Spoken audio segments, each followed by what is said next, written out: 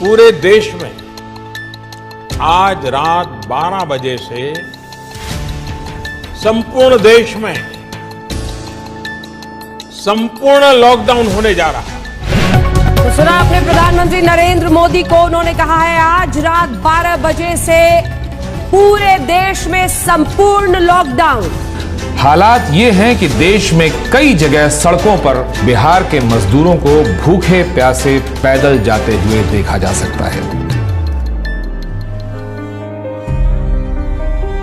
जान हथेली पे देख के जा रहे हैं, न पहनने को न खाने को न कुछ।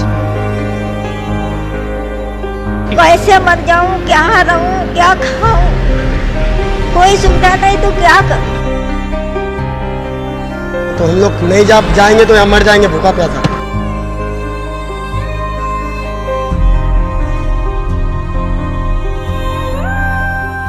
मेरे हस्बैंड खत्म हो गए, मेरा बाबू चला गया हमको छोड़ के।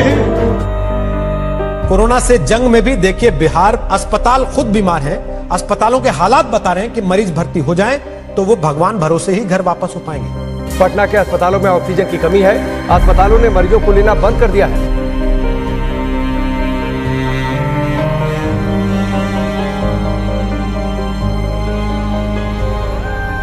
समझ लो ऐसी यादें हैं कि मरते दम तक नहीं भूल पाएंगे। कोविड विश्वव्यापी समस्या थी, संकट आया, सबको कष्ट हुआ, लॉकडाउन हुआ, त्राही त्राही मची। लेकिन पूरे देश में जो दुर्दशा बिहार के लोगों की हुई, लोगों ने बिहार के लोगों को घरों से निकाल दिया। लोगों को बस तक नहीं मिला, ट्रेन नहीं, गाड़ी नहीं, पैदल चल के बच्चों को लेकर अपनी पोटली, अपनी जीवन की पूरी कमाई जमा पूंजी लेकर हजार हजार किलोमीटर महिलाएं बच्चे पैदल चलकर आए। महीनों तक वो नजारा चलता रहा और हम जैसे लोग सारी शक्ति, ताकत, साधन होने के बावजूद कुछ नहीं कर सके। पैसा लगा कि नहीं, अगर भगवान ने शक्ति बुद्धि दी है, कुछ ऐसा करना होगा जिससे कि समाज सुधरे। नेताओं को जिताते हराते रहने से कुछ नहीं होगा। मेरा मोह भंग हुआ, फिर साल भर अपने लिए रखा, सोचने के लिए, समझने के लिए कि क्या करना है, कैसे करना है। और तय करके जब 2 मई 2022 को मैं आया बिहार में, 2 अक्टूबर से गांधी आश्रम पश्चिम चंपारण से पदयात्रा शुरू करेंगे। हर गांव, हर शहर, हर गली, हर मोहल्ले, हर पंचायत में पहुंचने के लिए पूरे बिहार में एक बार जाने का प्रयास करेंगे। जन सुराज क्या है? ये समाज की मदद से एक नई राजनीतिक व्यवस्था बनाने का प्रयास है। लहरा दो, सरकशी का परचम लहरा दो, गर्दिश में फिर अपनी सरजमी का परचम लहरा दो। पूरे बिहार में 3 बरस पैदल चल के आपके गांव समाज को मत कर आपके बीच से ऐसे आदमी को चुन कर निकालेंगे जिसके पीछे अपना पूरा पैसा, शक्ति, ताकत, बुद्धि सब लगाएंगे और आपके आशीर्वाद से उसको जिता कर लाएंगे। वोट चाहे जिसको भी दो, एक बार वोट अपने बच्चों के लिए।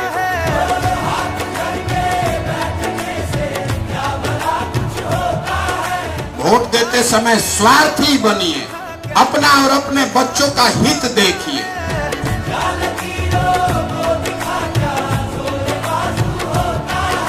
जन सुराज पदयात्रा किसी और पदयात्रा से बेहद अलग है। इसका लक्ष्य सुर्खियां बटोरना नहीं, लोगों के बीच जाना था, उन लोगों की समस्याएं, उनका दुख समझना था जो आजादी के 7 दशक बाद भी मुख्य धारा में नहीं पहुंच पाए। प्रशांत किशोर उस बिहार को ढूंढने निकले थे जो विकास की दौड़ में इतना पीछे छूट गया था कि वहां उम्मीद की कोई किरण तक नहीं पहुंचती थी, जिसे देश के सभी नेताओं और दलों ने न सुधर पाने वाला राज्य मान लिया था।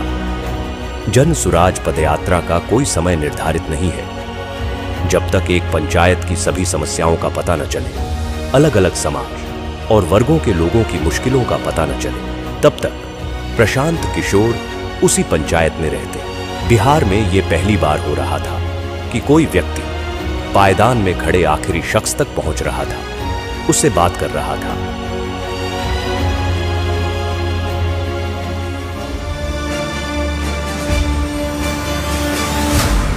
रात में पदयात्रा जहां खत्म होती, वहीं कैंप लगाया जाता। इस कैंप में प्रशांत किशोर 200 से 250 पदयात्रियों के साथ रुकते। न सोने की सही जगह थी, न पीने का साफ पानी। कैंप में सुविधाओं का अभाव था, लेकिन बिहार में बदलाव लाने के हौसले के आगे ये तकलीफें असर नहीं करती थी। सुबह होते ही कैंप में गांव वालों का आना शुरू हो जाता। प्रशांत किशोर उनसे मिलते और उनकी समस्याओं पर बात करते। लोगों को यकीन था कि कोई सुने न सुने, प्रशांत किशोर उनकी आवाज सुनेंगे और उनका दुख दूर करेंगे।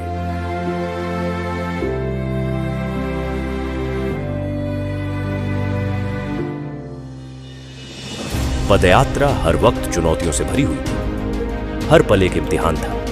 कई सड़कें ऐसी थीं जहां सिर्फ पत्थर नजर आते थे। वहीं कुछ गांव ऐसे थे जहां सड़क पहुंची ही नहीं थी। कभी इतनी बारिश होती कि घुटने तक कीचड़ भर जाता, तो कभी इतनी तेज धूप होती कि 2 कदम चलना भी एक चुनौती बन जाता। लेकिन इन सब के बावजूद प्रशांत किशोर चलते रहे। तेज धूप, कड़ाके की ठंड या मूसलाधार बारिश, हालात कोई हो, प्रशांत किशोर का मनोबल नहीं तोड़ सका। हर दिन प्रशांत किशोर 20 से 25 किलोमीटर पैदल चलते, लोगों से मिलते, छोटे छोटे समूहों में लोगों से बात करते। जो पदयात्रा महज कुछ लोगों के साथ शुरू हुई थी, अब उसमें लोग दूर दूर से आकर जुड़ने लगे। प्रशांत की आवाज पूरे बिहार में गूंजने लगी। वो जहां जाते, लोग उनकी बात सुनने के लिए इकट्ठा हो जाते।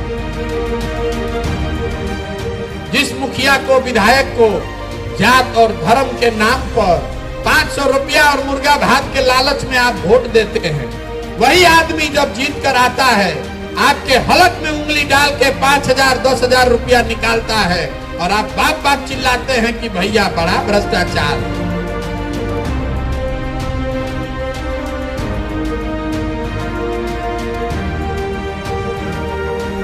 लेकिन इसी बीच कुछ ऐसा हुआ जिसने सबकी सांसें अधर में लटका दी। लगातार खराब रास्तों पर रोजाना 20 से 25 किलोमीटर चलने की वजह से प्रशांत किशोर की कुछ मांसपेशियां फट गईं। वो चलने फिरने में असमर्थ हो गए। डॉक्टर ने उन्हें कुछ हफ्ते आराम करने की सलाह दी। समस्तीपुर में जब एंट्री हो रही थी, वैशाली से हम लोग समस्तीपुर की तरफ बढ़ रहे थे, तो शाम के बाद अचानक से हमारी नजर जब प्रशांत किशोर पे पड़ी तो उनके पैरों में बहुत तकलीफ थी। मतलब वो जूझ रहे थे उस तकलीफ से, उनसे चला नहीं जा रहा था। और चूंकि वो बहुत संकल्पित थे और जैसा कि सबको पता है वो बहुत जिद्दी आदमी है, 5-6 किलोमीटर का डिस्टेंस अभी और रह गया था। बावजूद इसके कई लोगों ने आके बताया, हम लोगों ने प्रशांत को कहा कि भाई आपसे नहीं चला जा रहा है तो आप किसी गाड़ी पे बैठ जाइए, वहाँ से हम लोग चलते हैं। लेकिन तब भी उन्होंने उसको किसी तरीके से कंप्लीट किया। शाम को जब पदयात्री आपस में बैठ के बातचीत कर रहे थे तो ये बातचीत चल रही थी, सब मायूस थे और एक बार के लिए लग रहा था कि अब शायद ये पदयात्रा कभी ना चले, जितना तकलीफ में प्रशांत किशोर उस वक्त दिखाई पड़ रहे थे। लेकिन महज कुछ दिनों के बाद ही उतने ही उत्साह के साथ उसी मोरवा ब्लॉक के लरुआ गांव से पदयात्रा फिर से शुरू होती है। तो वहाँ महिलाएं उनको आशीर्वाद देने के लिए लगातार आए हैं। सबकी आंखों में आंसू है, इमोशनल है। जैसे ही पदयात्रा चलती है कई लोग उनको गले लगा लेते हैं, कई महिलाएं उनके सर पे हाथ रख देती हैं उनको आशीर्वाद देने के लिए। बुजुर्ग आके बात करते हैं और एक गांव में भी एक उत्साह का माहौल होता है कि जिस व्यक्ति को यहीं पे चोट लगी थी वहीं से उनकी शुरुआत हो रही।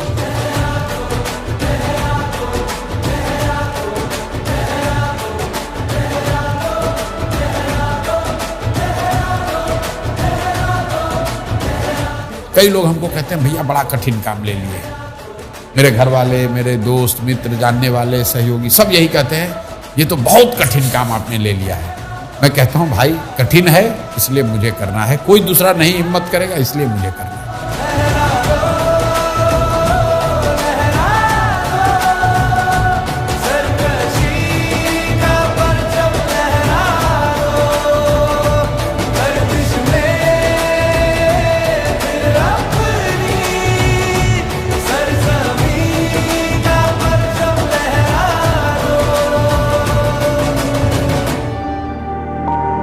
पदयात्रा के दौरान प्रशांत किशोर की पहचान एक नए बिहार से हुई।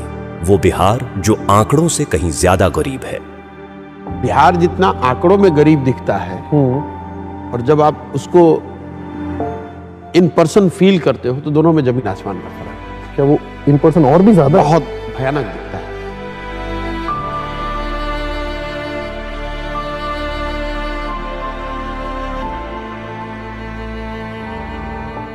जब आप उसको विजुअली देखते हैं, इंटरैक्ट करते हैं, तो कभी कभी वो मतलब घबराहट सी होती है, इतनी मतलब है घबराहट होती है, यार ये कैसे सुधरेगा, कितना पीछे छूट गए हम लोग। क्वाइट कॉमन, आप किसी भी सभा में आप बैठते हैं तो 5-10 ऐसी बूढ़ी महिलाएं आपको मिल जाएंगी, बुजुर्ग मिल जाएंगे जो कहेंगे कि हमारे पास कुछ नहीं है, 400 रुपये पेंशन मिलता है, वो भी नहीं आ रहा है, बच्चों ने मुझे निकाल दिया है, मेरे पास घर नहीं है। वो घबराहट होती है मुझे, घंटों में सोचता हूं कि यार कैसे वो मैनेज कैसे करते हैं 400 रुपये में।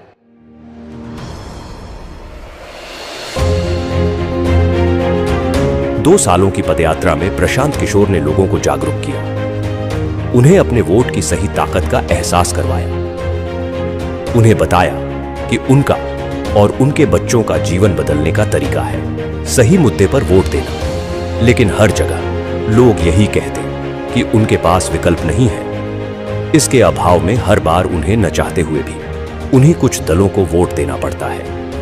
इसी सवाल के गर्भ से निकला जन सुराज अभियान को राजनीतिक स्वरूप बनाने का विचार। जन सुराज के 1 करोड़ से ज्यादा संस्थापक सदस्यों के साथ चर्चा की गई, हर बात पर बारीकी से बात की गई और इसके बाद सबकी सहमति से तय हुआ कि इस अभियान को अब राजनीतिक दल का स्वरूप देना जरूरी है ताकि बिहार की विकल्पहीनता खत्म हो। 25 में बिहार में नई व्यवस्था बननी है। आपने हाथ में राखी बांधी है, तब आपका हाथ पकड़ रहे हैं और भरोसा रखिए आपको भी हारने नहीं देंगे। 2025 में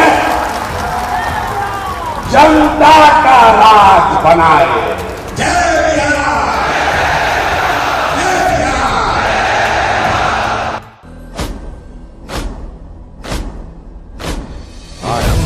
प्रचंड बोल मस्तकों के झुंड, आज जंग की घड़ी की तुम हार दो। आरंभ है प्रचंड बोल मस्तकों के झुंड, आज जंग की घड़ी की तुम हार दो। मान वान शान या कि जान का हो दान, आज धनुष के बाण पे उतार दो। आरंभ है प्रचंड, मन करे सो प्राण दे, जो मन करे सो प्राण ले, वही तो एक सर्वशक्तिमान है। विश्व की पुकार है, ये भागवत का सार है कि युद्ध ही तो वीर का प्रमाण है। जो लड़ सका है वो ही तो महान है। जन सुराज को आधिकारिक तौर पर जन सुराज पार्टी के तौर पर स्वीकार कर लिया गया है।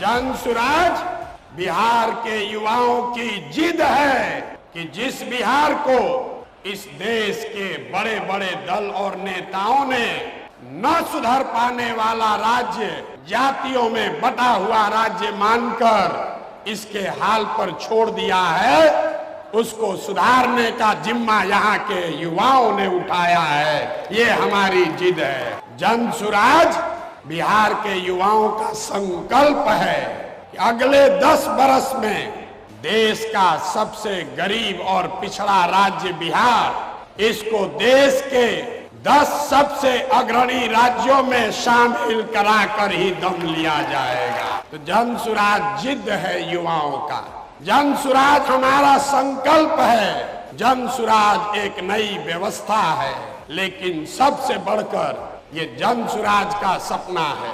अपने जीवन काल में हम लोग ऐसा भी दिन देखना चाहते हैं जब हरियाणा, पंजाब, गुजरात, महाराष्ट्र से लोग बिहार में रोजी रोजगार करने आए, तब मानेंगे कि बिहार में विकास हुआ है। होना चाहिए कि नहीं होना चाहिए? होना चाहिए कि नहीं होना चाहिए?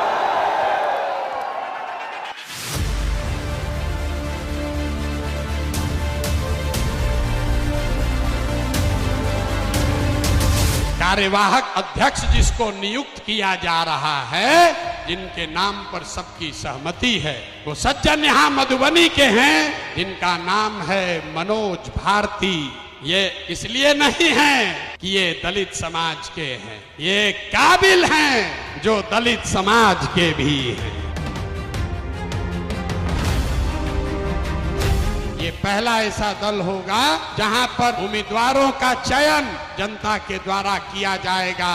जनसुराज अपने संविधान में लिख रहा है राइट टू रिकॉल। अगर टिकट पाने के बाद, आपका वोट लेने के बाद भ्रष्टाचार चालू किया तो उसका चाबी आपके हाथ में है। 2.5 वर्ष में उसको वापस बुलाया जाएगा। जनसुराज पार्टी का जो आधिकारिक झंडा होगा उसमें महात्मा गांधी के साथ साथ संविधान निर्माता बाबा साहब अम्बेडकर का चित्र भी शामिल किया जा रहा है। कमर कस लीजिए, जंग की शुरुआत ठान दी है, अब हम लोग पीछे हटने वाले नहीं हैं। जय बिहार, जय बिहार, जय बिहार, जय बिहार, जय बिहार। प्रशांत किशोर ने आज अपनी नई पार्टी लॉन्च की। पार्टी का नाम है जन सुराज पार्टी। इस मौके पर पटना के वेटरनरी ग्राउंड में प्रशांत किशोर ने बड़ा कार्यक्रम किया। उन्होंने कहा कि वो बिहारियों के सम्मान के लिए काम करेंगे। पार्टी के झंडे पर बापू और बाबा साहब दोनों की फोटो होगी।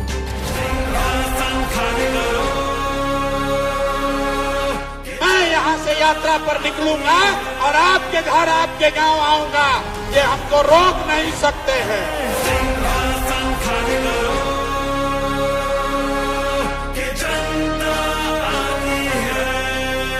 6 महीने के लिए कमर कस लो और अपने इस बेटे, अपने भाई पर भरोसा रखिए। नवंबर में आपको नई सरकार बनाकर, जनता की सरकार बनाकर देंगे।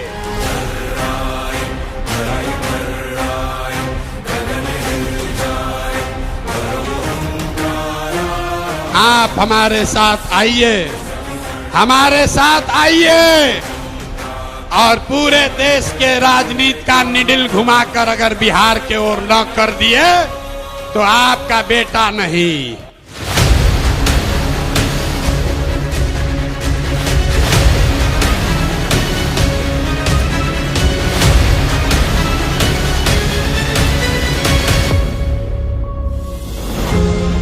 दल बनने के बाद एक बार फिर प्रशांत किशोर ने लोगों के बीच पहुंचना शुरू किया। इस यात्रा को नाम दिया गया बिहार बदलाव यात्रा। मकसद वही था, दशकों से विकास की दौड़ में पीछे छूट रहे बिहार के लोगों को बताना कि वो गरीबी और बदहाली से कैसे निकल सकते हैं। लोगों को ये एहसास दिलाना कि वो अपने वोट की ताकत से बिहार में कैसे बदलाव ला सकते हैं। यात्रा की शुरुआत जयप्रकाश नारायण के पैतृक गांव सिताब दियारा से हुई, लेकिन वहां पहुंचकर पता चला कि जेपी के घर का बिजली कनेक्शन कटा हुआ था क्योंकि बिजली बिल का भुगतान नहीं किया गया था। इस स्थिति से साफ हो गया कि 40 साल से जेपी के नाम पर राजनीति करने वालों की मानसिकता क्या है। प्रशांत किशोर ने इस स्थिति को जनता के सामने रखा। भाई बताइए, जेपी के घर में भारत रत्न आपने दे दिया, आप जेपी की महिमा बंदन कर रहे हैं, नाम पर कुर्सी पर बैठे हुए हैं और उनके घर में बिजली नहीं है, अंधेरा रहता है। इससे ज्यादा दुर्भाग्य की बात क्या हो सकती है। नतीजा यह हुआ कि जेपी के घर की बिजली बहाल हुई। इस तरह बिहार को बदलने की यात्रा की शुरुआत जेपी के घर की स्थिति बदलकर हुई। 1 साल से कटी हुई है डिस्कनेक्ट में। आज प्रशांत साहब आए हुए हैं तो बिजली चालू हो गई यहाँ पे। बिहार बदलाव यात्रा ने इस बात को साफ कर दिया कि प्रशांत किशोर ने लोगों के मन में उम्मीद भर दी है। वो जहां जाते हजारों की भीड़ उनके स्वागत में खड़ी रहती। लोग दूर दूर से प्रशांत किशोर को सुनने आ रहे थे। वोट बिहार का तो फैक्ट्री कहाँ लगना चाहिए, बिहार में कि गुजरात में? सबको बोलना है, वोट बिहार का तो फैक्ट्री कहाँ लगना चाहिए, बिहार में कि गुजरात में? बिहार में कि गुजरात में?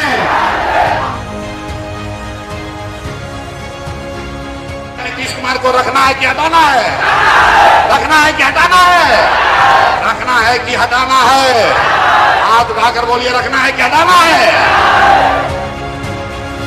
सभाओं में जन सुराजियों की ऐसी भीड़ उमड़ती कि लोग देखकर दंग रह जाते। सबके मन में सिर्फ एक ही उम्मीद कि प्रशांत किशोर बिहार में बदलाव लाएंगे। बिहार में बदलाव होना चाहिए कि नहीं होना चाहिए? होना चाहिए। अभी होना चाहिए कि 5 वर्ष के बाद? अभी की 5 वर्ष के बाद? सब लोग तैयार है? अगर सब तैयार है तो हमसे गारंटी ले लीजिए, छठ के बाद किसी का बच्चा बिहार से बाहर पढ़ने के लिए और रोजगार के लिए नहीं जाएगा।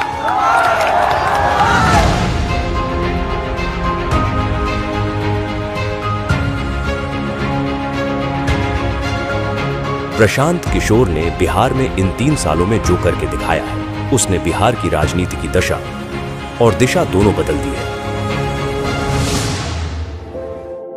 प्रशांत जी को देखता हूँ आजकल घूम रहे हैं पूरा बिहार, गांव-गांव जा रहे हैं, बहुत परिश्रम कर रहे हैं। उनकी बातें तो बड़ी इंटरेस्टिंग और बड़ी फैक्ट वाली बातें करते हैं वो। प्रशांत किशोर जो है, इसमें कोई डाउट नहीं है कि एक शक्ति के रूप में एक ऑल्टरनेटिव पॉलिटिकल पार्टी के रूप में अपने को एस्टैब्लिश नहीं किया हो। मैं प्रशांत किशोर जी को फॉलो कर रहा हूँ क्योंकि उनकी बातें कनेक्ट करती हैं मेरे से। वो तथ्य रखते हैं सामने और सार्थक बातें करती हैं, पॉजिटिव बातें करते हैं। कास्ट या रिलीजन और इन सब से उठ के बहुत ही प्रैक्टिकल बातें। बिहार में प्रशांत काम कर रहा है, मुझे उनसे बड़ी आशा है। मुझे इनमें बड़ा तेजस्वी युवक दिखाई देता है जो बिहार का दर्द जी रहा है। 3 साल से गांव-गांव रोड वो घूम रहे हैं, लोगों के बीच में जा रहे हैं। ये इस चीज को मैं दाद देता हूँ, सलाम करता हूँ इस भावना। प्रशांत किशोर जी को जब मैंने अभी देखा लास्ट सम 2-3 इयर्स से बिहार के लिए बात करना, तो लगा कि नहीं, ये एक परिवर्तन करने की समय है और इस परिवर्तन के क्षण में मैं अगर उनकी ताकत नहीं बनूं पीछे से,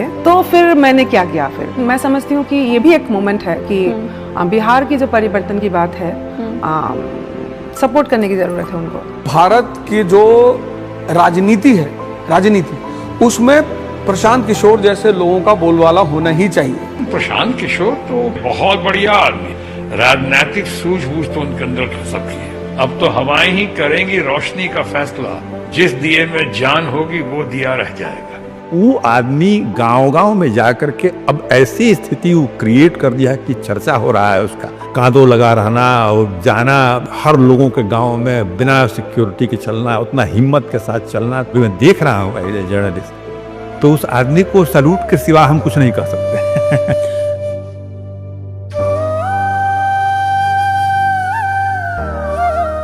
जीवन में मेरे पास जो कुछ भी है वो सब कुछ मैंने इसमें दांव पर लगाया है, अपना सब कुछ झोंका है इस पर, और ये तय करके आए हैं कि चाहे जो भी करना पड़े, किए बगैर मानूंगा नहीं।